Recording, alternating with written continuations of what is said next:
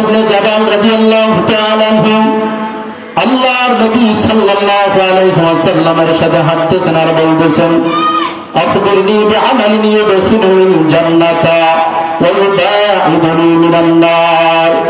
ইয়া রাসূলুল্লাহ, ইয়া হাবিবাল্লাহ, আমাকে এমন একটা আমলের কথা বলে দেন যে আমলটা করলে পরে আমি জান্নাতে যেতে পারবো, জাহান্নাম থেকে বাঁচতে পারবো।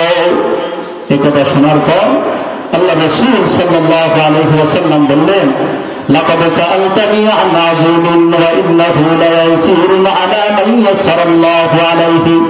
মুআজ, তুমি যে বিষয় আমাকে বলেছ বিষয়টা বড় কঠিন, তবে এই ব্যক্তির জন্য বড় সহজ, আল্লাহ যার জন্য সহজ করে দেয়।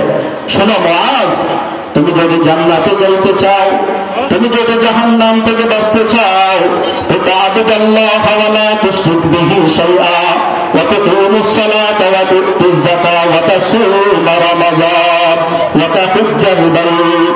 শোনো মুআজ, তুমি যদি জান্নাতে যাইতে চাও, আল্লাহ পাকের জাহান্নামের আযাব থেকে বাঁচতে চাও, তো শোনো, তা'বুদাল্লাহ, তুমি আল্লাহর ইবাদত করো, ওয়া লা তুশরিক বিহি শাইআ, আল্লাহর সাথে কোন বস্তুকে শরীক সাব্যস্ত করবা না, ওয়া তুকিমুস সালাত, নামাজ কায়েম করবা, ওয়া তু'তিজ যাকাত, যাকাত প্রদান করবা, ওয়া তাসুমা